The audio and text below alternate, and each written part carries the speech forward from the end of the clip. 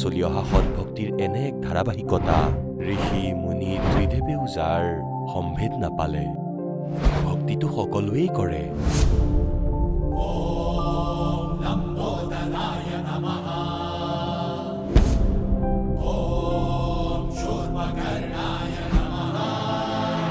আৰু সকলো সময়তে এইটোৱেই ভাবে যে থাকিবলৈ এটা ভাল ঘৰ হওক ফুৰিবৰ কাৰণে ডাঙৰ ডাঙৰ পাৰ্ক থাকক খাবৰ বাবে সোৱাদযুক্ত খাদ্য থাকক আমাৰ কেতিয়াও বেমাৰ নহওক কেতিয়াও যেন দুখত নাথাকো আৰু কেতিয়াও যাতে নমৰো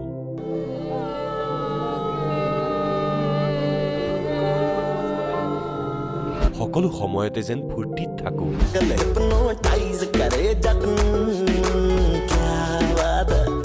কিন্তু কিয়ে সম্ভৱ আমি সকলোৱে ইমান ভক্তি কৰো ব্ৰত ৰাখো শ্ৰাদ্ধ পাতো যাত্ৰা কৰো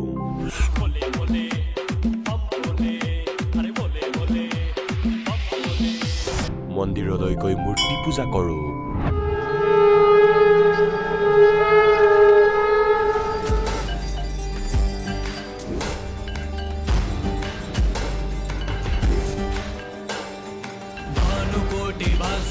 भवाब्धितारकं परं नीलकण्ठमिप्सितार्थदायकं त्रिलोचनं कालकालमम्बुजाशमक्षशूलमक्षरं चर्चলৈ গৈ প্ৰেয়াৰ কৰোঁ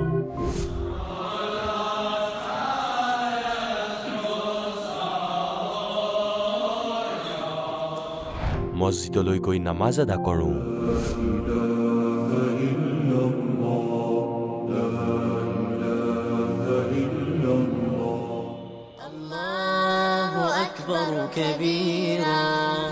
আৰু গুৰুদ্বাৰালৈ গৈ শিৰ দোৱাওঁ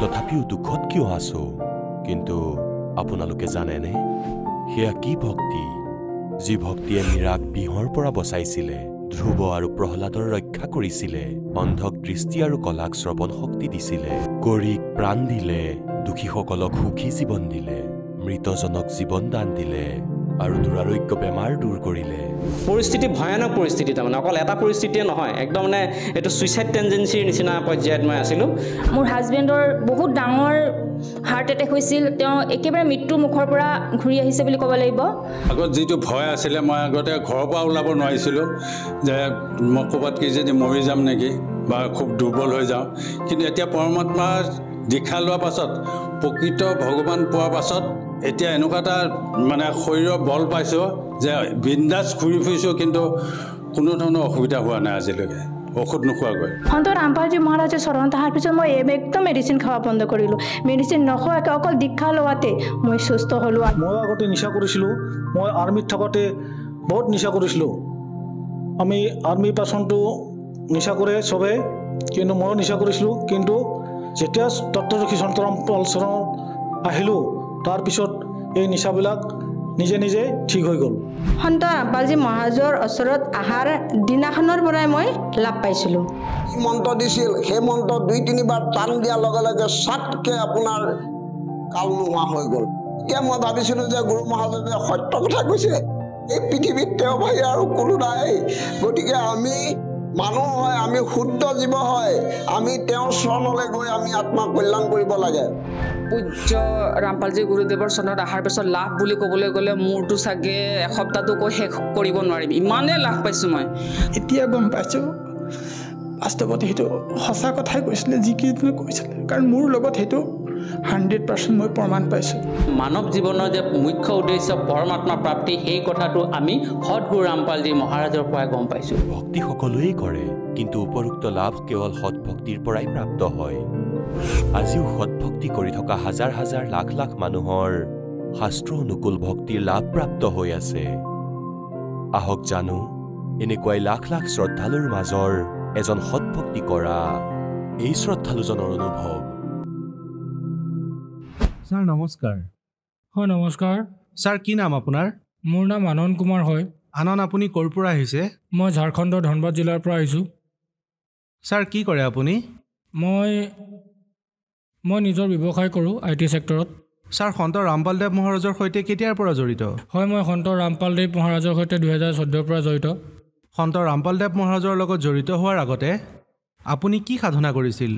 হয়, মই অন্য দেৱী দেৱতাৰ সাধনা কৰিছিলোঁ আৰু অন্য গুৰুৰ সৈতে জড়িত আছিলোঁ। সেই গুৰুজনৰ নাম আছিল ডক্টৰ নাৰায়ণ দেৱ শ্ৰীমালী। তেওঁ যোধপুৰ ৰাজস্থানৰ আছিল আৰু তেওঁ তন্ত্ৰ মন্ত্ৰ যন্ত্ৰৰ সাধনা আমাক কৈছিলে আৰু সেয়া কৰি আমাৰ একো লাভ নহ'ল। কি লাভ বিচাৰিছিলে আপুনি? মই এইটোৱে লাভ বিচাৰিছিলোঁ যে আমাৰ ঘৰত শান্তি হওক, সুখ হওক, আৰ্থিক সমস্যাৰ পৰা আমি ৰক্ষা পৰোঁ আৰু ঘৰত এক সুখৰ পৰিৱেশ হওক। কিন্তু আমি ওলোটাহে তাৰ প্ৰভাৱ দেখিবলৈ পালোঁ। আমি দিন প্ৰতিদিনে বেলেগ বেলেগ সমস্যাৰ সন্মুখীন হ'ব লগা হৈছিল। তেতিয়া মই ভাবিছিলোঁ যে পৃথিৱীত ভগৱান নামৰ কিবা বস্তু আছেনে নাই? আমি ভক্তিও কৰোঁ, তথাপিও আমাৰ ওপৰত ইমান দুখ কিয় আহিছে?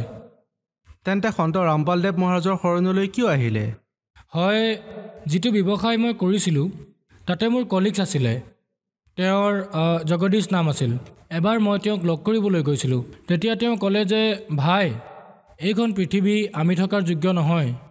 ইয়াতকৈ বেলেগ পৃথিৱী আছে, সেয়া হতলোক।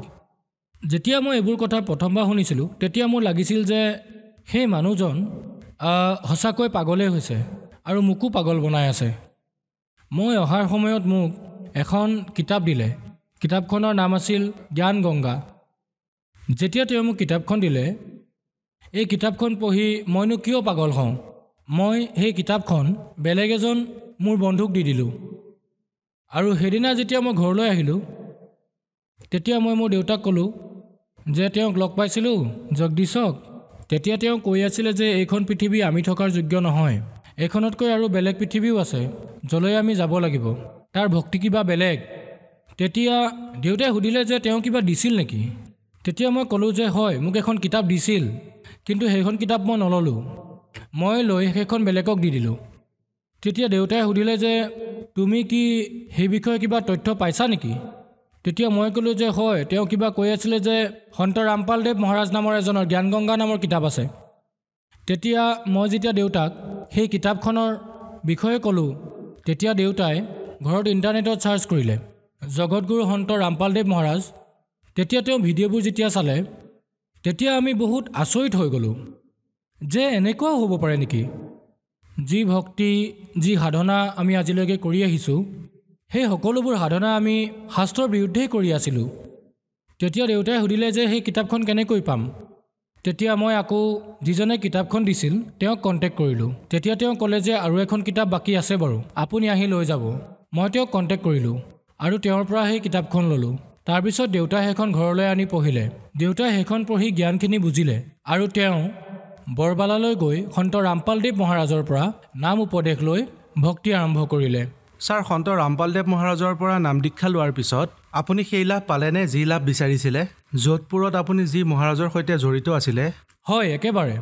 মোৰ দেউতাই নাম দীক্ষা লোৱাৰ পাছত এই যে ভক্তি আৰম্ভ কৰিলে, তেতিয়া তেওঁ শাৰীৰিক লাভ পোৱা আৰম্ভ কৰিলে। কাৰণ মোৰ দেউতাৰ ডায়েবেটিছ, ছুগাৰ বুলি যাক কয়, যাৰ কোনো চিকিৎসা নাই গোটেই পৃথিৱীত, আৰু ছুগাৰৰ লগে লগে তেওঁৰ হাৰ্টৰ প্ৰব্লেম আহি গৈছিল, ভাল্ভ এটা জাম হৈ গৈছিলে।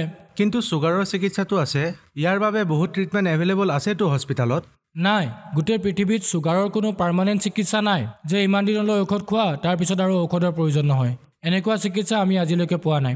গতিকে গুৰুদেৱৰ ভক্তি যেতিয়া তেওঁ আৰম্ভ কৰিলে তেতিয়া তেওঁ শাৰীৰিক লাভ পোৱা আৰম্ভ কৰিলে। কিন্তু মই এই জ্ঞানত বিশ্বাস কৰা নাছিলোঁ, কিয়নো মই মনেৰে সদায় এইটোৱে ভাবি আহিছিলোঁ যে এইটো সত্য হয় জানো? গুৰুদেৱে যে ভিডিঅ'ৰ মাধ্যমেৰে কয় যে ব্ৰহ্মা বিষ্ণু মহেশ্বৰৰো জন্ম আৰু মৃত্যু হয়, তেওঁলোক নাশবান হয়। গতিকে আমি গীতা প্ৰেছ গোৰখপুৰৰ এখন কিতাপ তেওঁলোকৰ দোকানৰ পৰা গৈ কিনি আনিলোঁ, শ্ৰীমদ ভাগৱত গীতা। আৰু আমি ভাবিলোঁ যে সন্ত ৰামপালদেৱ মহাৰাজে নিশ্চয় কিবা নহয় কিবা হেৰফেৰ কৰি অথবা কিবা এডিটিং কৰি তেওঁ কৈ আছে কিতাপৰ মাধ্যমেৰে। যদি এইটো সঁচা হ'ল হয়, আমি যে অন্য গুৰুৰ সৈতে য'ত আমি জড়িত হৈ আছিলোঁ তেওঁলোকে কি সত্যতা জনা নাছিল? অথবা অন্য যিবোৰ ঋষিমুনি আছে তেওঁলোকে কি নাজানিছিল যে ব্ৰহ্মা বিষ্ণুৰ জন্ম আৰু মৃত্যুও হয়, তেওঁলোক নাশবান হয়? যেতিয়া আমি সেই কিতাপখন সন্ত ৰামপালদেৱ মহাৰাজে যে কৈ আছিলে টিভিত, তেতিয়া আমি কিতাপখন মাৰ্কেটৰ পৰা আনি শ্ৰীমদ ভাগৱত গীতা, গীতা প্ৰেছ গোৰখপুৰৰ, তেতিয়া আমি সেইখন মিলাই চালোঁ যেতিয়া আমি মিলাই চালোঁ তেতিয়া আমাৰ চকু খোলাই থাকি গ'ল। সঁচাকৈয়ে সেই সকলোবোৰ বস্তু যিবোৰ সন্ত ৰামপালদেৱ মহাৰাজে কৈ আছিলে টিভিত, সেই সকলোবোৰৰ আমি সত্যতা দেখিলোঁ। আৰু দেখিয়ে মোৰ মনলৈ আহিব ধৰিলে যে গুৰুদেৱে এই নিজজনৰ ওপৰতো যেন দয়া কৰে, মোৰ ওপৰতো যাতে নাম দীক্ষাৰ দয়া হওক। গতিকে মই আগষ্ট 2014 সন্ত ৰামপালদেৱ মহাৰাজৰ আশ্ৰম বৰবালাত জিলা হিছাৰ হাৰিয়ানালৈ গ'লোঁ আৰু মই তাৰ পৰা নাম দীক্ষা লৈ আহিলোঁ। ছাৰ, আপুনি কি লাভ পালে সন্ত ৰামপালদেৱ মহাৰাজৰ পৰা নাম দীক্ষা লোৱাৰ পিছত? আটাইতকৈ ডাঙৰ লাভ এইটো পালোঁ যে আমাৰ আগতে যি জীৱন প্ৰণালী আছিল সেয়া মই বহুত মাংসহাৰী আছিলোঁ। এনেকুৱা দিন এটাও নাযায় যে আমাৰ ঘৰৰ ফ্ৰিজত কণী নাথাকে অথবা মাছ মাংস বনোৱা নাথাকে।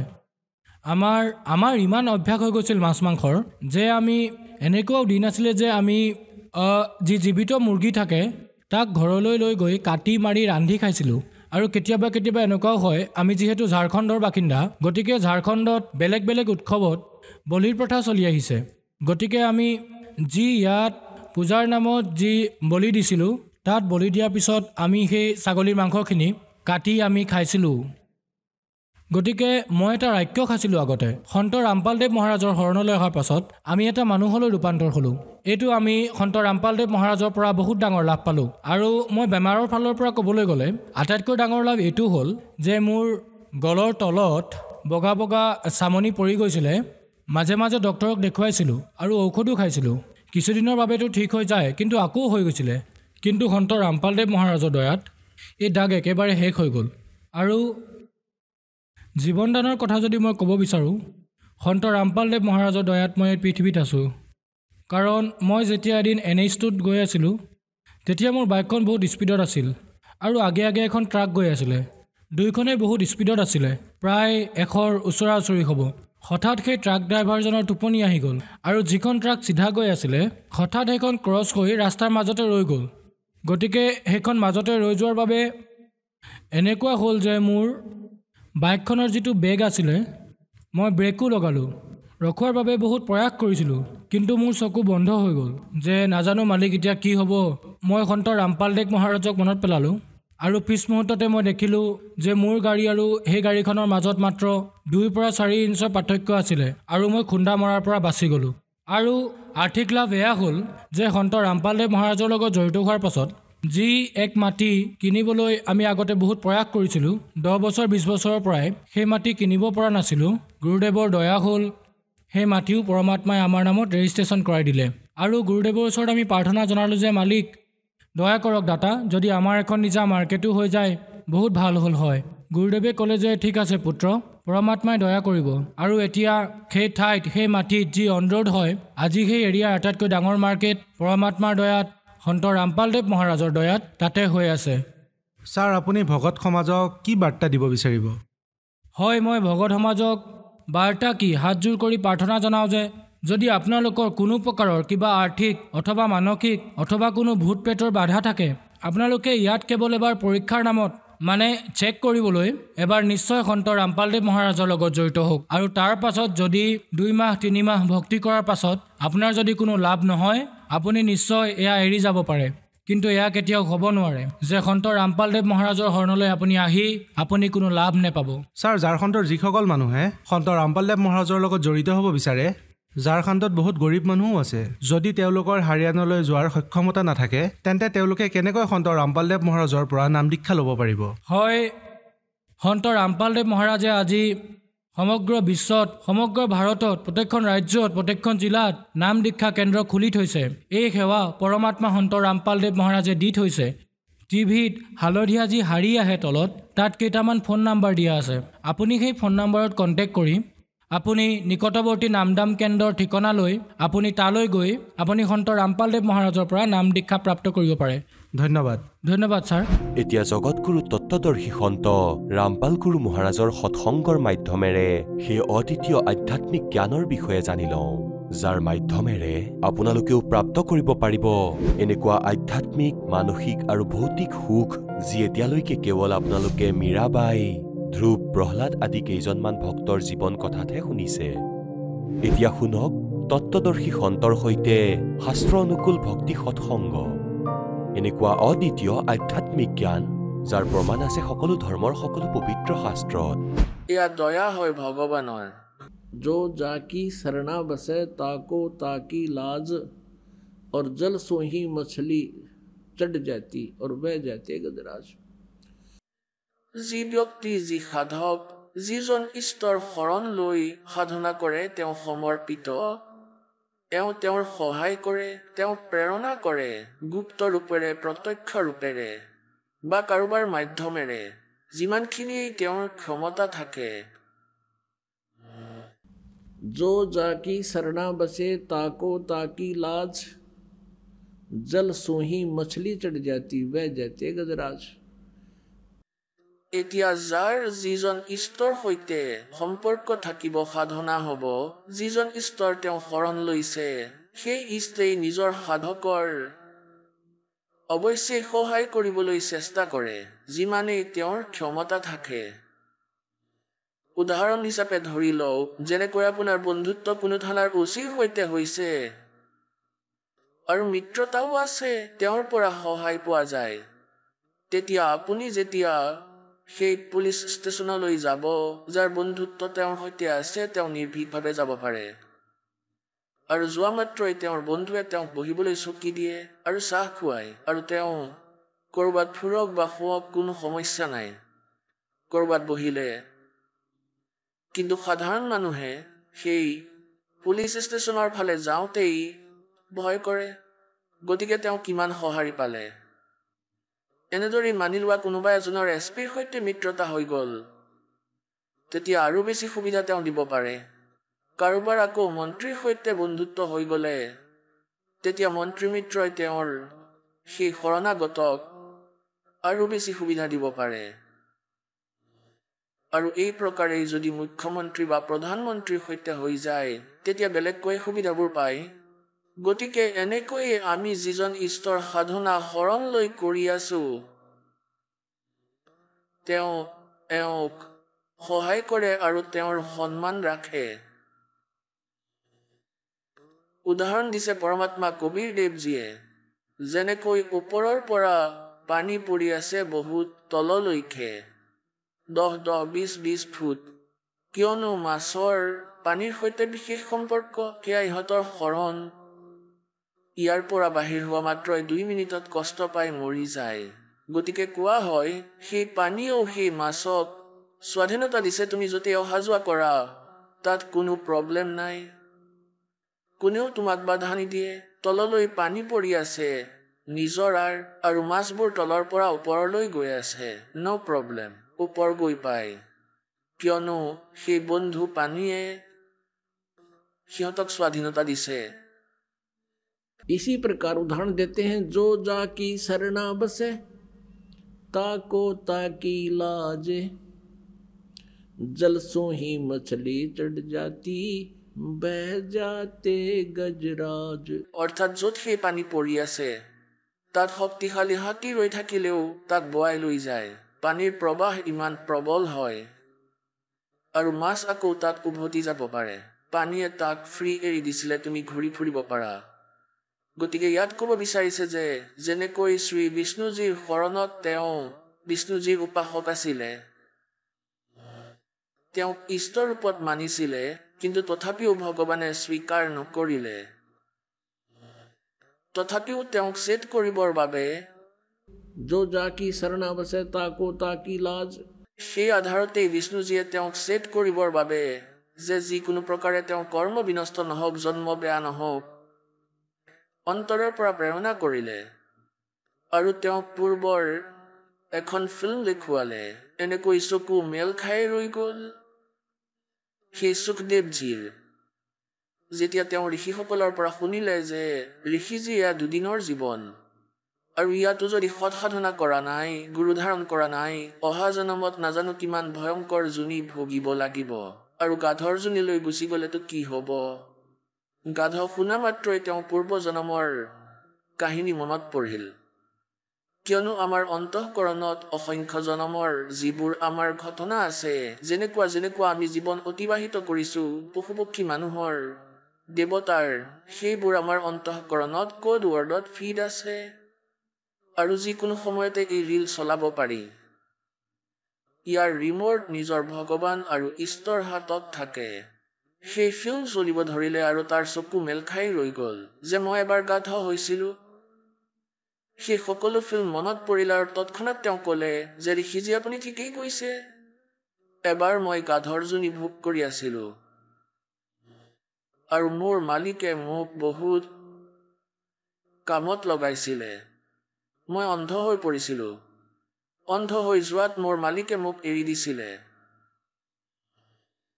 2 কোব মাৰি জংঘলৰ ফালে খেদি পঠালে। মই এটা সৰু পথ পাইছিলোঁ, সেই পথেৰে মই গৈ আছিলোঁ আৰু আগত এটা নলা আছিলে। সেই নলাটো ইমান ঠেক আছিলে যে তাৰে 1-2জন ব্যক্তি গৈছিলে। তেওঁলোকে জাপ মাৰি পাৰ হৈছিলে। আৰু সুখদেৱে কৈছে মই অন্ধ গাধ সেই পথেৰেই গৈ আছিলোঁ আৰু মই একেবাৰে মোৰ ভৰি যেতিয়া তলফালে যাব ধৰিলে মই জাপ মাৰিব খুজিলোঁ। তেতিয়া মই মাজতেই ৰৈ গ'লোঁ। মুখখন আগত লাগি ধৰিলে আৰু পাছৰখিনি যি পিছফালেই লাগি গ'ল। ভৰি ওলমি গ'ল। এনেকৈ ফুচিলোঁ, ফিট হৈ গ'লোঁ। এতিয়া তাত 1-2জন ব্যক্তি যায়, কোনেও উলিয়াব নোৱাৰিলে আৰু মোৰ ওপৰত ভৰি থৈ পাৰ হৈ যায়। সপ্তাহ 10 দিন বেয়াকৈ ভুগি মোৰ প্ৰাণ ওলাই গ'ল সেই গাধৰজনীৰ পৰা। অহ, আৰু পাছত ক'লে যে মই এতিয়া যাওঁ উপদেশ ল'বলৈ। আকৌ মনলৈ অহংকাৰ আহিলে যে তেওঁতকৈ ডাঙৰ বিদ্বানটো মোৰ পিতৃ ব্যাসদেৱ হয়। ব্যাসদেৱৰ ওচৰলৈ আহিলে। ব্যাসদেৱক ক'লে যে দেউতা, মই ভগৱান বিষ্ণুৰ লোকলৈ গৈছিলোঁ। তেওঁ মোক সেই স্বৰ্গলৈ যাবলৈ মানা কৰি দিলে। সেই একেটা কথাই ব্যাসদেৱে সুধিলে যে পুত্ৰ কোৱা বিষয়টো কি হয়। ভগৱানে কেতিয়াও মানা নকৰে। তেওঁ কাকোৱেই মানা নকৰে। তেওঁ অতি ভাল সৎ হয়। কোনো ত্ৰুটি কোৱা, তোমাৰ কি ভুল হ'ল? তেতিয়া তেওঁ সেই কথাকেই শুনালে যে মই এনেকৈ গৈছিলোঁ আৰু তেখেতে ক'লে যে ভাই তোমাৰ গুৰু নাই, বিনা গুৰুৰে ইয়াত থাকিব নোৱাৰা। ব্যাসজীয়ে ক'লে যে পুত্ৰ, মইতো এয়া ভাবিছিলোঁ যে মোৰ পুত্ৰই মোৰ নাম উজ্জ্বল কৰিব আৰু হয়তো কোনো গুৰু ধাৰণ কৰিছে, কিয়নো সেইদিনাই জন্ম হোৱা মাত্ৰই সুখদেৱ গুচি গৈছিলে। ব্যাসদেৱে প্ৰাৰ্থনা কৰি আছিলে যে পুত্ৰ মোক এবাৰ দৰ্শন দিয়া, কাৰণ সুখদেৱ ঋষি তেওঁৰ মাকৰ গৰ্ভৰ পৰা 12 বছৰ বয়সত বাহিৰলৈ আহিছিলে আৰু উঠি নিজৰ গৰ্ভৰ ফুলখিনি কান্ধত লৈ ওলাই গৈছিল। আৰু ব্যাসজীয়ে পুত্ৰ পুত্ৰ কৰি পিছে পিছে দৌৰিছিলে, আকাশলৈ উৰি গৈছিল। ইয়াৰ পাছত তেওঁ প্ৰথমবাৰৰ বাবে নিজৰ পিতৃৰ ওচৰলৈ আহিছিল।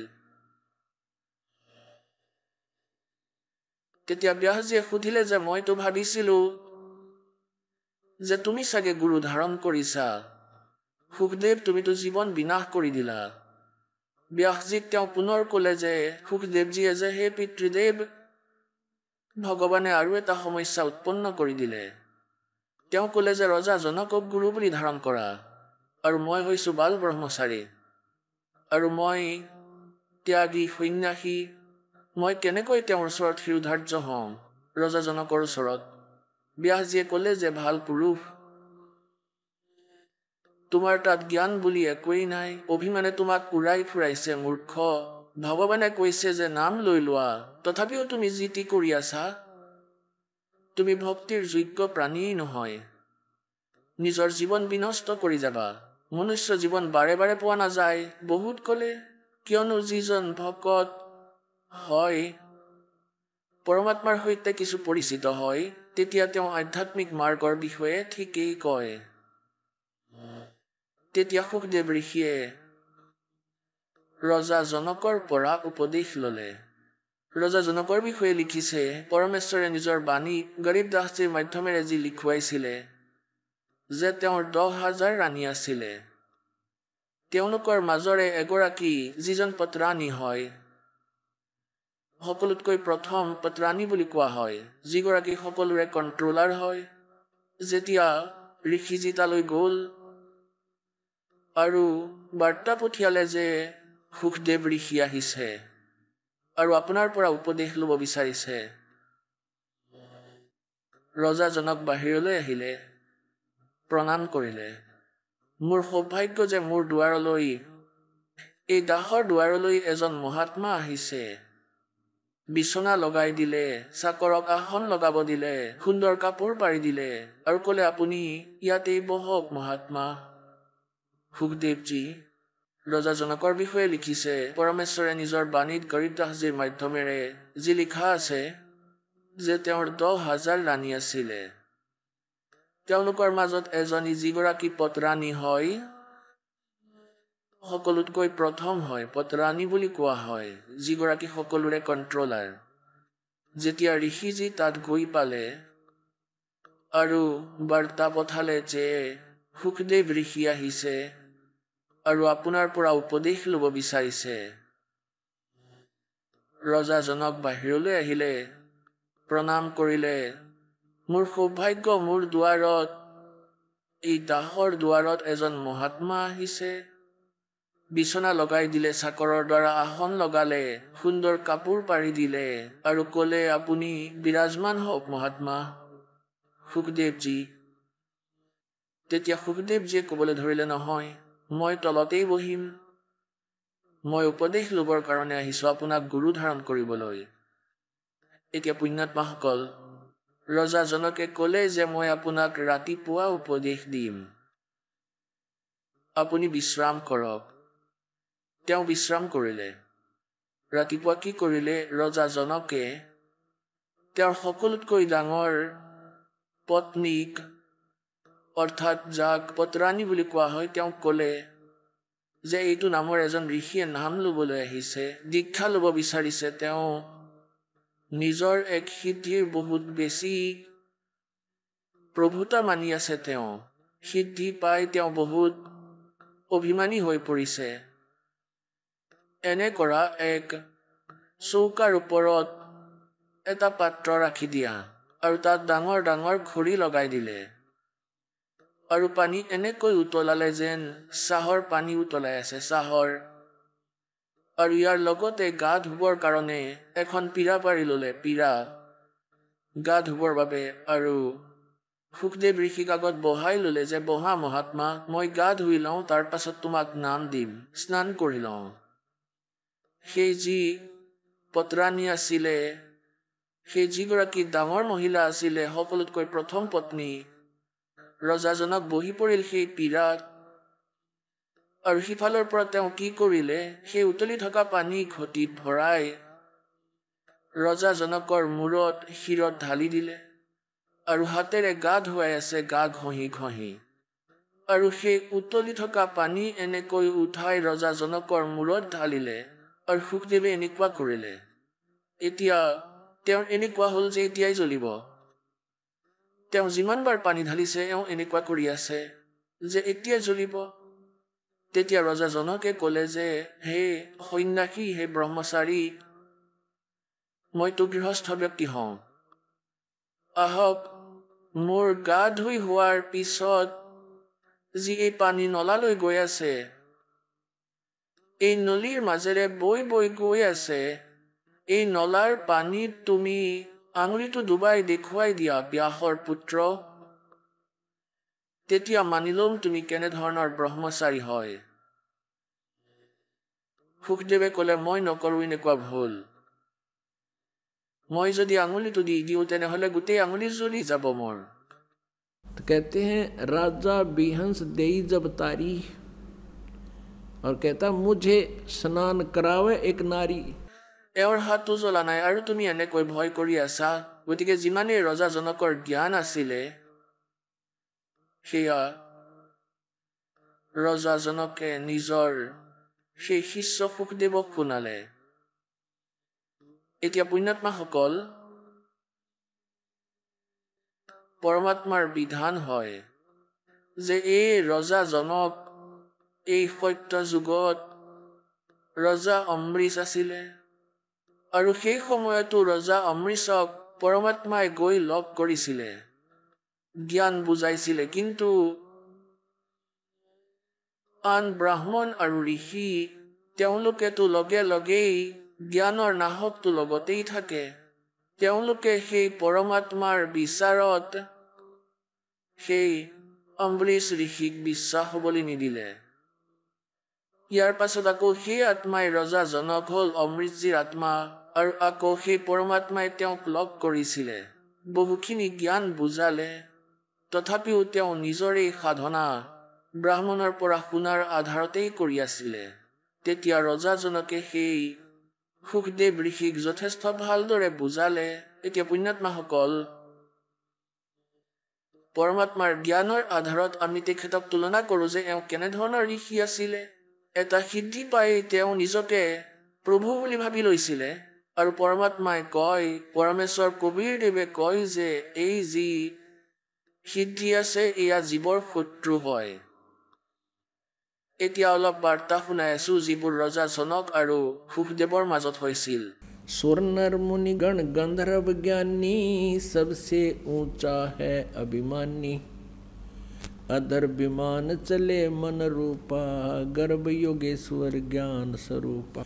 इंद्री 5-25 साधी गर्भ योगेश्वर जोगी बादी।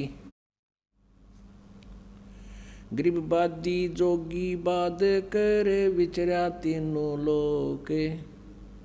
सतगुरु जनक विधेही बिन वो पावत नाही मोक्ष। सुखदेव कल्प वृक्ष की छाही जनक विदेही करे गुरु नाही। जनक बड़ा अक सुखदेव जोगी 10 सेंस रानी रस भोगी। सुखदेव बोले ज्ञान विवेका हम स्त्री का मुख नहीं देखा। हम हैं गर्भ योनि से न्यारा ज्ञान खड़ग इंद्री पर हारा। कैसे शीस नमाऊं जाई जनक विदेही राजा बाई। पुंडरीक नारद मुनि व्यासा ब्रह्मा विष्णु महेश उपासा। आसन आदर अति अधिकारा सुखदेव सकल माही सिरदारा। 14 भवन फिरे पल माही सुखदेव सरवर दूजा नाही। सुरते 300 सेंस 88 सुखदेव की सब करें खवासी। वशिष्ठ विश्वामित्र ज्ञानी कागभूषण कहो परवानी। এতিয়া কাকভূষণৰ দৰে বিশ্বামিত্ৰৰ দৰে বশিষ্ঠৰ দৰে মহাপুৰুষ তাত বিদ্যমান আছিলে স্বৰ্গত। এতিয়া তেওঁলোকে নিজৰ মাজতে বিচাৰ কৰিবলৈ ধৰিলে, কওক এওঁ নাম লোৱা নাই, উপদেশ লোৱা নাই, এওঁৰ কি অৱস্থা হ'ব। कागभूषणी ध्यान धर बहे जो पद परवान। आधीनी अधिकार बिना सुखदेव मूड अज्ञाने। অহংকাৰ ভৰি পৰিছে, কেৱল এটা সিদ্ধি পাই আৰু বতাহত উৰি ফুৰি আছে। এতিয়া কাকভূষণ যিয়েও পৰমাত্মাক পাইছিলে, কবীৰদেৱক তেওঁকো বহুখিনি জ্ঞান বুজাইছিলে। সেই আধাৰতেই কাকভূষণ যিয়ে কৈছে যে সুখদেৱ আধিনী অবিহনে আপুনি জীৱন নষ্ট কৰি আছে। অহংকাৰ ভগৱানে পচন্দ নকৰে। सनक सनंदन नारद भाई सुखदेव ज्ञान बहुत समझाई। नारद कुंची मर गुरु की न्या कहाँ ज्ञान में हो गया ही ना। ইমানলৈকে তৰ্ক দিছিলে সুখদেৱক যে যেনেকৈ নাৰদজীয়ে এজন ধীবৰৱ গুৰু ধাৰণ কৰিছিলে, তেওঁৰ কিয় সন্মান হ'ল, নহ'লে তেওঁ 84 লাখ জুনিত গ'ল হয়। এতিয়া পুণ্যাত্মাসকল, এয়া আধ্যাত্মিক জ্ঞান হয়, তত্ত্ব জ্ঞান হয়। এতিয়া ইয়াত এটা প্ৰসংগ আকৌ আহিব, আপোনাৰ হৃদয়ত আহিব যে যেনেকৈ গুৰুটো ধৰিবই লাগে, কিন্তু গুৰু কেনেকুৱা হ'ব লাগে? নহয়, গুৰু সম্পূৰ্ণ হ'ব লাগিব। পৰমেশ্বৰে নিজৰ অমৃত বাণীত কৈছে पूरे गुरु की सेवा ठाने। পৰিপূৰ্ণ গুৰু হ'লেহে হ'ব, তত্ত্বদৰ্শী সন্ত হ'লেহে হ'ব। এতিয়া এইটো যেনেকৈ আধ্যাত্মিক জ্ঞানহীন প্ৰাণী সন্ত গুৰুৱে কৈছিলে যে গুৰু থাকিবই লাগে, লাগিলে যেনেকুৱাই নহওক। যেনেকৈ নাৰদজীয়ে এজন মাছমৰীয়াত ধীবৰৱ গুৰু ধাৰণ কৰিছিলে, গতিকে সাধাৰণ মানুহ এইটো কথাতেই নিশ্চিত হৈ গৈছিলে গুৰু থকাটো আৱশ্যক, গুৰু অবিহনে মুক্তি হ'ব নোৱাৰে। যেনেকুৱাই হওক গুৰু লাগেই। এগৰাকী বৃদ্ধক আমাৰ ভনী এগৰাকী শিষ্যই লৈ আহিছিলে, ৰোহতকৰ আছিল সেই কৰোথা আশ্ৰমত, আৰু তেওঁ ক'ব ধৰিলে, এওঁ নাম ল'ব বিচাৰিছে, মোৰ ঘৰৰ ওচৰৰে হয়। মই ক'লো ঠিকে আছে ভনী, তেওঁক গোটেইখিনি নিয়ম কৈ দিয়া। আমি গোটেইখিনি নিয়ম কৈ দিলোঁ। তেওঁ ক'লে হ'ব, ঠিক আছে, নাম লৈ গ'ল।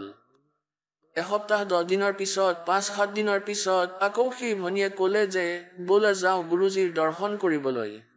সেই বৃদ্ধগৰাকীয়ে ক'লে মই নাযাওঁ, মই কেতিয়াও নাযাওঁ। তেওঁ ক'লে যে গুৰুজীৰ দৰ্শন কৰিবলৈতো যোৱাটো উচিত, নহ'লে লাভ কি? তেওঁ ক'লে নাই। আৰু তেওঁ দেখিলে যে তুমিতো সেই সকলোখিনি পূজা কৰিয়ে আছা, তেন্তে নাম ক'ত? তেওঁ ক'লে যে মোৰতো গুৰু ধৰিবলৈহে আছিলে, পূজাটো মই সেইখিনিয়ে কৰিম যি মই আগতে কৰিছিলোঁ। মই শুনিছিলোঁ গুৰু অবিহনে মুক্তি নহয়, সেয়ে গুৰু ধৰিলোঁ। হ'ল, গুৰু ধৰিবলৈ আছিলে। গতিকে এনেধৰণৰ অজ্ঞানীয়ে এইবোৰ নাশ কৰি আছে। কিমান তেওঁলোকৰ অজ্ঞানতা আঁতৰোৱা যাব, কিন্তু এই তত্ত্বজ্ঞানেৰে তেওঁলোক ঠিক হৈ যাব। আৰু আকৌ এইটোও কোৱা আছে যে সম্পূৰ্ণ গুৰু অবিহনে একোৱেই নহয়, এইটোও সঁচাই হয়। এতিয়া এয়া জ্ঞানটো সন্তইহে দিয়ে যে সম্পূৰ্ণ গুৰু অবিহনে একো নহয়। যেনেকৈ ৰাধা স্বামী, ধন সৎগুৰু আৰু এই দ্বিতীয় পন্থ, এই নিৰংকাৰী আদি, এওঁলোকে গুৰুৰ মহত্বৰ বিষয়ে কয়, গুৰুৰ মহিমাও কয়। এওঁলোকে এইটোও কয় যে সম্পূৰ্ণ গুৰু হ'লেহে হ'ব, গুৰু এজন শ্ৰেষ্ঠ হ'ব লাগিব। গতিকে সেই কেটেগৰীৰ যিসকল অনুগামী হয় এই গ্ৰুপত, তেওঁলোকে এইটো নিশ্চয় প্ৰতিদিনে শুনিবলৈ পায় গুৰু সম্পূৰ্ণ হ'ব লাগে। তেওঁলোকে নিজৰ গুৰুকেই সম্পূৰ্ণ মানি তাত নিশ্চিত হৈছে। এগৰাকী ভনী বৃদ্ধ হৈ আছিলে, তেওঁ আহিছিলে এজনী ভনীৰ সৈতে উপদেশ ল'বৰ বাবে, আৰু উদ্দেশ্য আছিলে কোনো লাভ পোৱাৰ, কিন্তু কোনো লাভ নহ'ল। প্ৰথমে ৰাধা স্বামীৰ পৰা নাম ল'লে, আকৌ শিৰচাৰজনৰ পৰা ল'লে, পাছত নিৰংকাৰীৰ পৰাও ল'লে। 4-5 জন গুৰু ধাৰণ কৰি লৈছিলে তেওঁ, আৰু যিটো উদ্দেশ্য তেওঁ লৈ গৈছিলে সেয়া সম্পূৰ্ণ নহ'ল। তেন্তে তেওঁ এইটো ভাবিলে যে মোৰ এইটো কাম সম্পূৰ্ণ হৈ যাওক, তেতিয়া গুৰু সম্পূৰ্ণ হ'ব, এনেকুৱাই কিবা ভাবিছিলে। যেতিয়া তেওঁ ইয়ালৈ আহিলে তেতিয়া মই ক'লো যে মাই, আপুনি নাম ল'ব বিচাৰিছে যদি এনেকুৱা নিয়ম আছে আৰু ভক্তি এনেধৰণে কৰিব লাগে। ক'লে যে মই সকলো জানো, মই 5 জন গুৰু ধৰিলোঁ, 6ষ্ঠ আপোনাক ধৰিব আহিছোঁ। মই ক'লো যে সঠিক গুৰু এজনেই যথেষ্ট, ইমান গুৰু বনোৱাৰ কি আৱশ্যকতা? তেওঁ ক'লে এনেই ধৰিছিলোঁ, কোনো এজনটো সম্পূৰ্ণ হ'ব, তেওঁতো মোক পাৰ কৰিব, কাৰণ মই শুনিছিলোঁ যে সম্পূৰ্ণ গুৰুৰেহে কাম হ'ব। সেইকাৰণেই 5 জন গুৰু বনাইছোঁ, যে কোনো এজনেতো মোক পাৰ কৰিবই, কোনো এজনটো সম্পূৰ্ণ হ'ব। এইটো কোনো ফৰ্মুলা নহয়, এইটো কোনো পদ্ধতি নহয় গুৰুৰ চিনাক্ত কৰাৰ। আমাক ইমান জ্ঞানহীন কৰি দিলে, আমি আমাৰ বুদ্ধিৰে নিশ্চয় যুঁজি আছোঁ, কিন্তু পথ পোৱা নাই। এতিয়া অলপমান প্ৰসংগ সেইটোলৈ যাওঁ। নাৰদজীয়ে যি মাছমৰীয়া গুৰু ধৰিছিলে, তেওঁ কোন আছিলে? তেওঁ এজন পুণ্যাত্মা আছিলে। তেওঁ কোনো সময়ত কবিৰ পৰমেশ্বৰৰ শৰণত আছিলে, কিন্তু আমি কিছুদিনৰ পিছত এই কালৰ জ্ঞানৰ ফালে পুনৰ গুচি যাওঁ, ভগৱানৰ ভক্তি ত্যাগ কৰি দিওঁ। এনেকুৱাই সেই অবুজ আত্মাই কৰি ৰাখিছিলে। আকৌ সেই কালে এনেকুৱা কৰি দিয়ে পুণ্যাত্মাৰ, এনেকুৱা ঠাইত মাছমৰীয়াৰ ঘৰত জন্ম দিলে, আৰু তেওঁ মাছ ধৰি লৈ আনে আৰু সেয়া বেছি জীৱিকা নিৰ্বাহ কৰে আৰু নিজেও কাটি খায়। अब कहते हैं कबीर कमाई आपनी कदे ना निष्फल जा, 7 समुद्र आडे पड़े मिले आगा हुआ। এবাৰ কি হ'ল, তেওঁ যিখন ৰাজ্যত আছিলে সেই ৰাজ্যৰ সকলো পুখুৰীৰ মাছ তেওঁ ধৰি পেলাইছিলে। কালু নামৰ মাছমৰীয়াই সকলো পুখুৰী খালী হৈছিল। তেওঁ দেখিলে যে চুবুৰীয়া ৰাজ্যৰ ৰজাজন বহুত ধাৰ্মিক আছিলে। তেওঁ সকলো ঠাইতে এইটো আদেশ দি থৈছিলে যে মোৰ ৰাজ্যত হিংসা নহ'ব, জীৱ হিংসা নহ'ব, আৰু সেইকাৰণে কোনো পুখুৰীতেই কোনেও মাছ ধৰিবলৈ নগৈছিলে। এতিয়া কালু তালৈ গৈছিল, তেওঁ দেখিলে যে তাত ডাঙৰ ডাঙৰ মাছ, বহুত ডাঙৰ ডাঙৰ মাছ তাত জঁপিয়াই আছিলে। তেওঁ ভাবিলে ৰাতিপুৱা ধৰিম এই মাছ। তেওঁ এইটোও জানিছিলে যে ইয়াত ৰজাই আদেশ দি থৈছে যে ইয়াত প্ৰতিবন্ধ আছে। তেওঁ ভাবিব ধৰিলে ৰাতি চুৰি কৰিম। তেওঁ পত্নীক কৈ গ'ল যে মই এনেকৈ গৈ আছোঁ সেই পুখুৰীলৈ, সেই কামটোতো বাৰু বিপদজনকেই হয়, তথাপিও দেখা যাব, জীৱিকাটো এয়াই। সি গৈ পালেগৈ সেই পুখুৰীৰ ওচৰে পাজৰে বহুত ঘাঁহ বনো থাকে। তেওঁ জাল পেলালে। ৰাতিপুৱাৰ সময় হৈ গৈছিলে 4টা, গৰমৰ দিন আছিল অলপ অলপ। অলপ অলপ ঠাণ্ডাও আছিলে, এনেকুৱা টাইপৰ ঋতু আছিলে। এতিয়া তাৰ ঠাণ্ডা লাগিলে, পুখুৰীৰ পৰা ওলালে আৰু তেওঁ কি কৰিলে, একুৰা জুই ধৰিলে হাত সেকিবৰ বাবে। জুই জ্বলালে, খৰি ভাঙি আৰু হাত সেকিব ধৰিলে। প্ৰথমে তেওঁ ভাবিলে যে কোনোবা যদি আছে ইয়ালৈ আহি যাব, জুই জ্বলাই লওঁ। তেওঁ জুই জ্বলাই ল'লে, দেখিলে কোনো অহা নাই। কোনো প্ৰহৰী থাকিলেতো আহিব, খবৰ খাতি সুধিব। ধোঁৱা দেখিলে কম যে ঠাণ্ডা লাগিছে, অলপ হাত সেকি আছো, অলপ অলপ ঠাণ্ডাও আছিলে। কোনো নহা দেখি তেওঁ জাল পেলালে, আৰু সেই সময়তে সেই নগৰীৰ ৰজা, সেই ক্ষেত্ৰৰ ৰজা হাতীৰ পিঠিত উঠি আৰু সেই ৰাস্তাটোৱে আন এখন চহৰৰ ফালে গৈ আছে। আৰু এনেকৈ তেওঁ ঘূৰিছিলে, আৰু সেই ঘূৰোতেই ৰজাৰ গোটেই সৈন্য বাহিৰলৈ ওলাই আহিল, আৰু তেওঁ চকুত পৰিল সেই সকলোখিনি। ভালেখিনি দূৰত আছিলে সেই পাকটোৰ। তেওঁ একেবাৰে ভয় খালে, কালু মাছমৰীয়াই। এতিয়া কথাটো বেয়া হৈ গ'ল, ৰজা আহি গ'ল, আৰু আজিতো এতিয়া মৃত্যুদণ্ড হ'ব। তেওঁ আইন ভাঙিলে, তেওঁ ভয় খাই গ'ল। তেওঁ কি কৰিলে, শৰীৰত কেৱল এখন লুংগিহে পিন্ধি আছিলে, পানীত জঁপিয়াবলৈ সাজু আছিল, আৰু তেওঁৰ মূৰত দীঘল দীঘল চুলি আছিলে আৰু দাড়ি আছিলে। তেওঁ বচাৰ আৰু একো উপায় বিচাৰি নাপালে। যি ছাই জুই জ্বলাওঁতে আছিলে সেয়া ছাই, সেই ছাইখিনি গোটেই শৰীৰত, মুখত গোটেই লগাই ল'লে, আৰু তাতেই বহি পৰিলে। সেয়া ধূনাৰ দৰে হৈ আছিলে, অলপ অলপ জুই জ্বলি আছিলে। সাধু ৰূপ ধৰি বহি পৰিল। সেই ৰজা আছিলে ধাৰ্মিক। তেওঁ দেখিলে মহাত্মা বহি আছে, সকলোকে ৰখাই ল'লে, ক'লে ৰখা, হাতীৰ পৰা তললৈ নমোৱা। মাউতে জখলা লগালে, তেওঁ তললৈ আহিল, আৰু এওঁ চকু মেলি চাই ভাবিলে আজিতো মই মৰি গ'লো। অলপ অলপ চকু খুলিলে আৰু বন্ধ কৰিলে, ভাবিলে মই মৰিলো, আহিছে এইফালে। তেওঁ ভাবিলে আৰুতো একো উপায়ো নাই, যদি বাচি গ'লে এই মুদ্ৰাতেই বাচিম। ৰজাই মাত লগালে, প্ৰণাম কৰিলে, ৰাম ৰাম বুলি ক'লে। এওঁ নিজৰ পৰিচয় দিলে, চিনি পাব পাৰে বুলি মৌন হৈ থাকিল।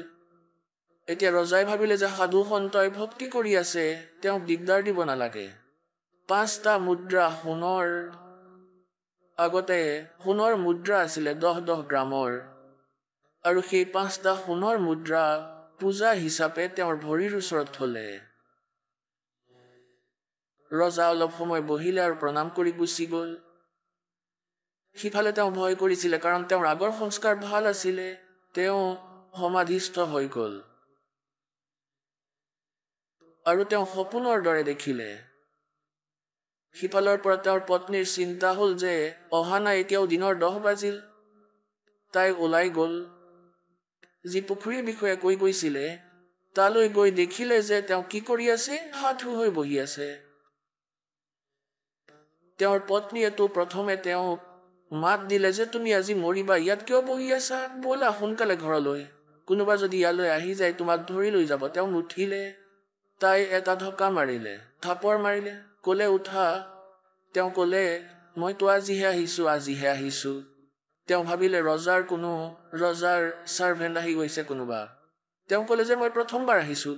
চকু মেলি দেখিলে তেওঁৰ পত্নীক ক'বলৈ ধৰিলে যে ৰজা ক'লৈ গ'ল। তেওঁৰ পত্নীয়ে ক'লে যে ৰজা কোন আছিলে, ৰজা আহিছিলে ইয়ালৈ। ক'লে যে ৰজা যদি আহিলে হয় তোমাক এৰিলে হয়। পিছত তেওঁ দেখিলে 5টা মুদ্ৰা ৰখা আছে। এতিয়া চাব কেনেকৈ পৰিৱৰ্তন আহে। এতিয়া তেওঁ এনেকৈ ভাবিলে যে হে ভগৱান, হে পৰমাত্মা, তোমাৰ নামততো মই নাটকহে কৰিছিলোঁ, এটা নকলি অভিনয় কৰিছিলোঁ আপোনাৰ শৰণৰ, আৰু ইমানতে আপুনি মোক সুৰক্ষাও দি দিলে, মোৰ প্ৰাণো ঘূৰাই দিলে, আৰু মোক এই 5 মুদ্ৰাও দি দিলে। 10 বছৰতো মই ইমান উপাৰ্জন কৰিব নোৱাৰিলোঁ হয় যিখিনি আপুনি মোক দিলে।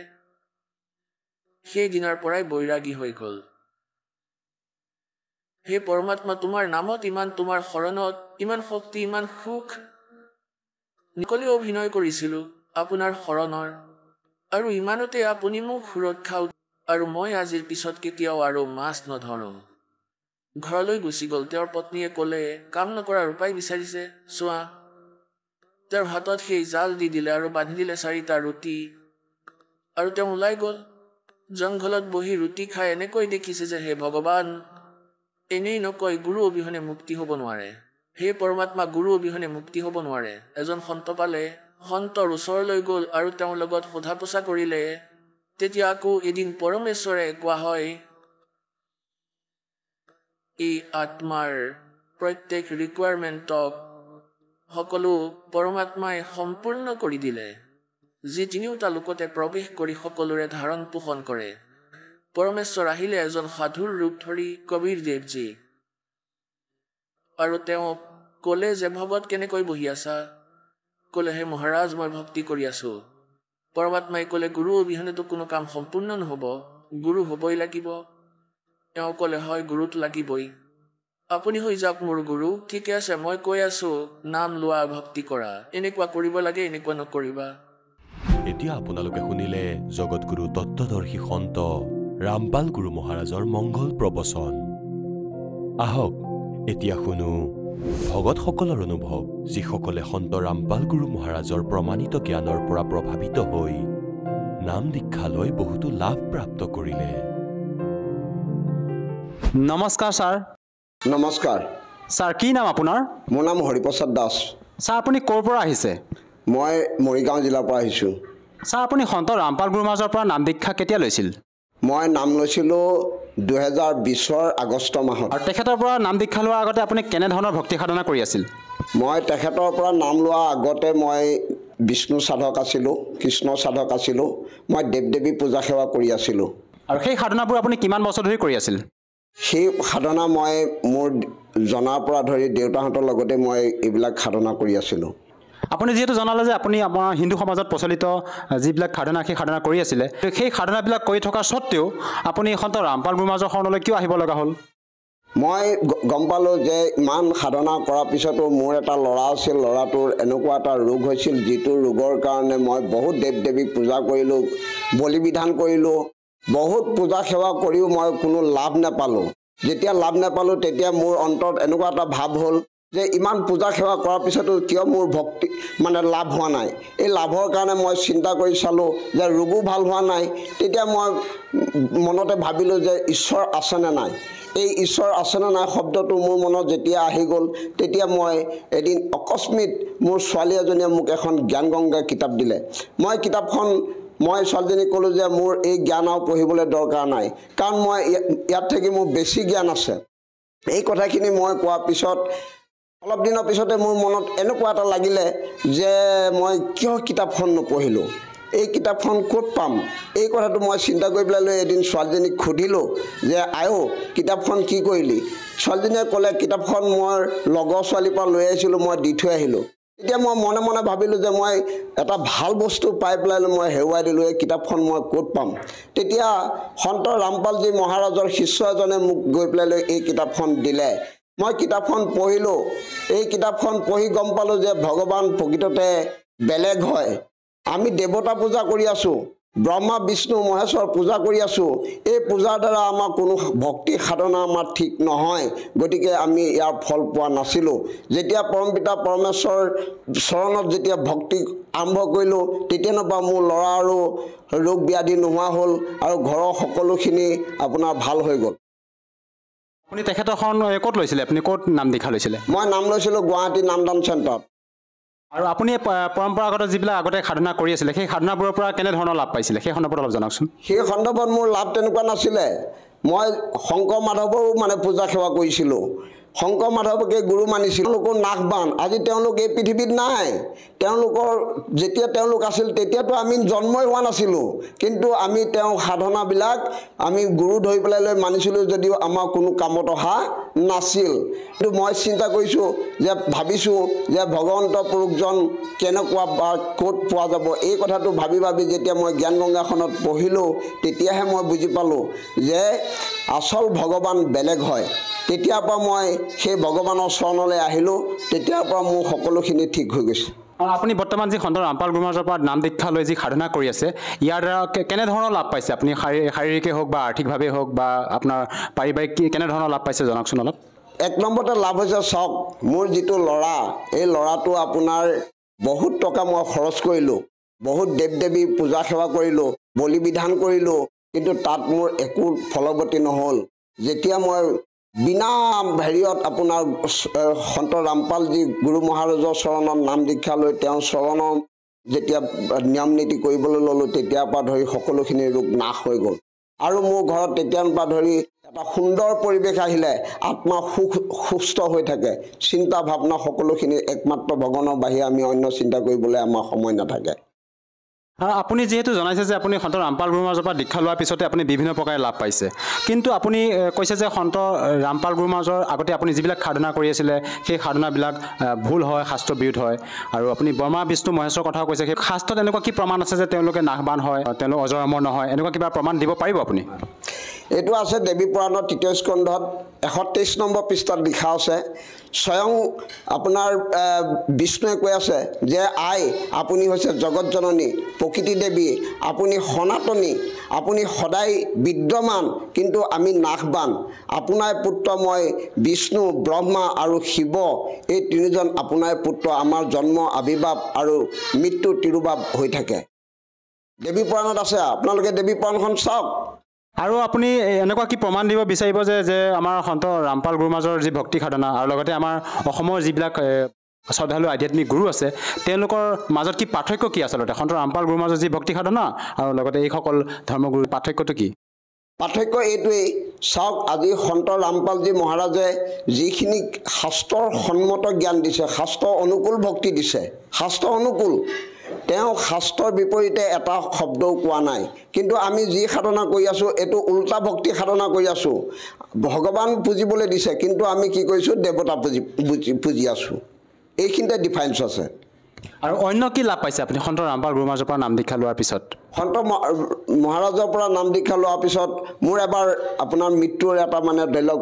যেতিয়া মোৰ বয়স 50 বছৰ আছিলে তেতিয়া মোৰ মৃত্যুৰ এটা সময় আহিছিলে গুৰুদেৱে কৈছিলে যে মৃত্যুৰ যদি কিবা কাৰণত হয় তেতিয়াহ'লে মোৰ ৰূপতে কাল যায় এই কথাটো কিন্তু মোৰ ধ্যানত আছিলে সেইদিনাখন মোৰ অত্যন্ত অসুখ আছিলে অসুখৰ মাজতে এজন বগা ড্ৰেছ পিন্ধি পেলাই লৈ আপোনাৰ এজন আহি পেলাই লৈ মোৰ হাতত ধৰি পেলাই লৈ এটা নিৰ্দিষ্ট জেগালৈ মোক টানি লৈ গৈ আছে এটা সৰু ফুটা দি সেই ফুটা দি পাৰ কৰি লৈ গ'লে সেইফালেদি আপোনাৰ কি আছে মই নাজানো তেনেকুৱাতে মোৰ মনটোত এনেকুৱা এটা ভাৱ আহিলে যে মোক মালাডাল লাগে মই তেতিয়া আমাৰ ভগতমতী ক'লোঁ ভগতমতী মোক মালাডাল দিয়া তৎমুহূৰ্তত মালাডাল যেতিয়া মোৰ হাতত লগাই দিলে মই তেতিয়া গুৰু মহাৰাজৰ চৰণত যি মন্ত্ৰ দিছিল সেই মন্ত্ৰ ২-৩ বাৰ টান দিয়াৰ লগে লগে চাটকৈ আপোনাৰ কাল নোহোৱা হৈ গ'ল এতিয়া মই ভাবিছিলোঁ যে গুৰু মহাৰাজে সত্য কথা কৈছে এই পৃথিৱীত তেওঁ বাহিৰে আৰু কোনো নাই গতিকে আমি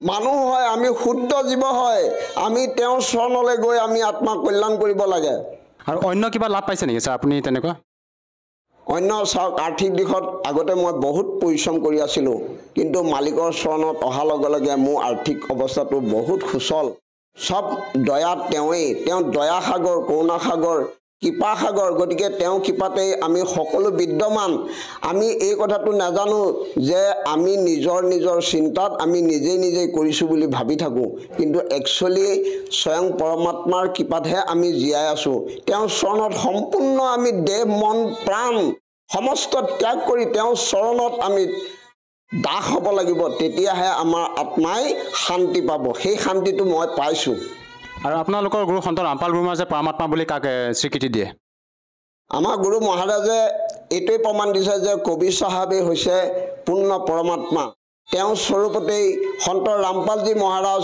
এই পৃথিৱী ধামত এই নৰকৰ কুণ্ডত আহি আমাৰ আত্মাৰ উদ্ধাৰ কৰিবৰ কাৰণে তেওঁ দিনে ৰাতিয়ে কষ্ট কৰি আছে কিন্তু আমি মানৱে এই কথাখিনি অনুভৱ কৰিব পৰা নাই আমাৰ অজ্ঞান আন্ধাৰত আমি ডুব গৈ আছোঁ আমাৰ জ্ঞানৰ পোহৰ অহা নাই এই জ্ঞানৰ পোহৰৰ কাৰণে আমি অধ্যয়ন কৰিব লাগিব গীতা ভাগৱত জ্ঞান গংগা জীৱনৰ সুগম পথ ভক্তিৰ পৰা ভগৱানলৈ এই সমস্ত শাস্ত্ৰ প্ৰমাণ সহ আপোনালোকে যেতিয়া দেখিব চাব পাব তেতিয়া আপোনালোকৰ অন্তৰত কান্দি উঠিব যে আমি ইমান দিন কিয় এই শাস্ত্ৰসমূহ পোৱা নাছিলোঁ ইয়াতে দেখোন পৰমাত্মা সাক্ষাৎ সাকাৰ হৈ আছে কিন্তু হিন্দু শাস্ত্ৰই কৈ আছে যে ভগৱান নিৰাকাৰ ভগৱান যদি নিৰাকাৰ তেতিয়াহ'লে আমি ব্যৰ্থ পূজা কিয় কৰি আছোঁ আমাৰ এই অজ্ঞান আধাৰটো আমাক কালে নাশ কৰি আছে এই কালৰ হাতৰ পৰা বচাবৰ কাৰণে পৰমাত্মাই এই পৃথিৱী নামলৈ আহিছে আমাৰ আত্মাক উদ্ধাৰ কৰিবৰ কাৰণে।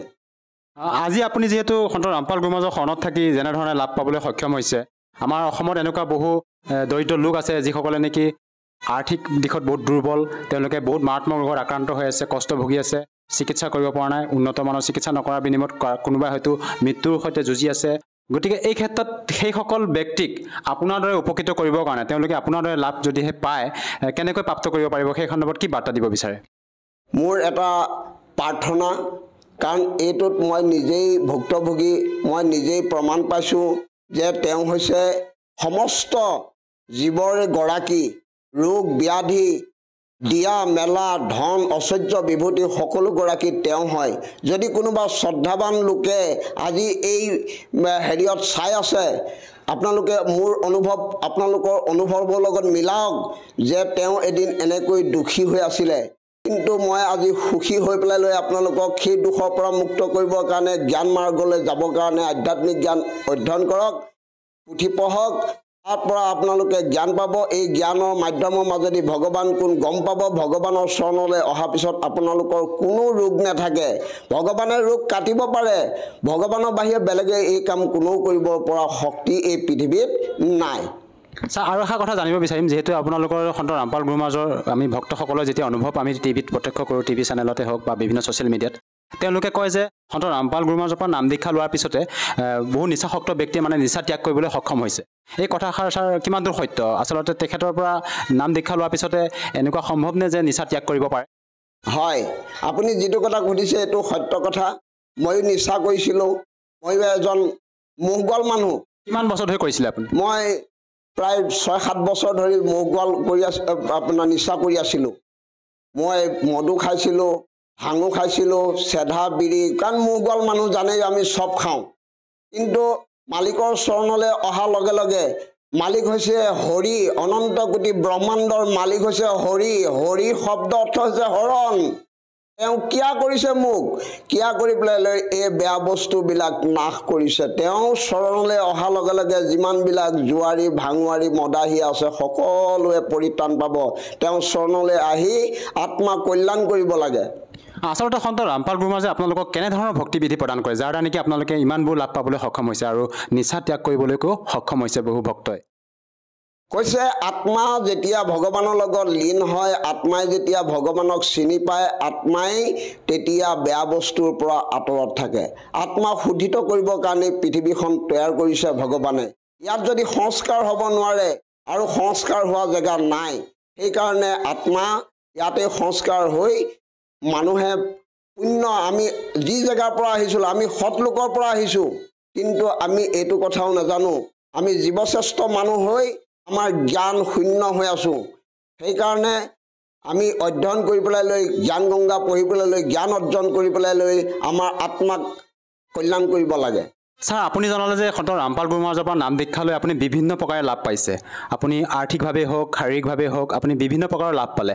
যদিহে কোনো ব্যক্তিয়ে সহজভাৱে সন্ত ৰামপাল গুৰুমাজৰ পৰা নাম দীক্ষা লৈ উপকৃত হ'ব বিচাৰে, কেনেকৈ ল'ব পাৰিব ছাৰ? চাওক, আজিকালি মোবাইলৰ যুগ, গতিকে মোবাইলত ছ'চিয়েল মিডিয়াৰ থ্ৰুৱেদি বহুত সন্ত ৰামপালজী মহাৰাজৰ সৎসংগ আহি আছে। এই সৎসংগত চাওক আৰু জ্ঞান বুজক।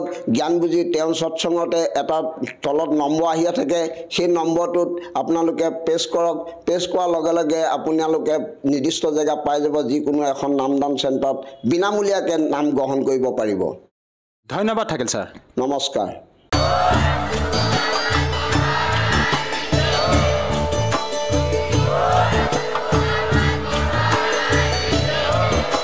আপুনি শুনি আছিলে জগতগুৰু তত্ত্বদৰ্শী সন্ত ৰামপাল গুৰু মহাৰাজৰ মংগল প্ৰবচন। অধিক জানিবৰ বাবে ভিজিট কৰক www.jagatgururampalji.org। সন্ত ৰামপাল গুৰু মহাৰাজৰ শুভ আশীৰ্বাদত সমগ্ৰ বিশ্বতে 500তকৈও অধিক নাম দীক্ষা কেন্দ্ৰ আছে, য'ত সন্ত ৰামপাল গুৰু মহাৰাজৰ দ্বাৰা বিনামূলীয়াকৈ নাম দীক্ষা দি থকা হৈছে। আপোনাৰ ওচৰৰ নাম দীক্ষা কেন্দ্ৰৰ ঠিকনা জানিবলৈ সম্পৰ্ক কৰক 7082208528।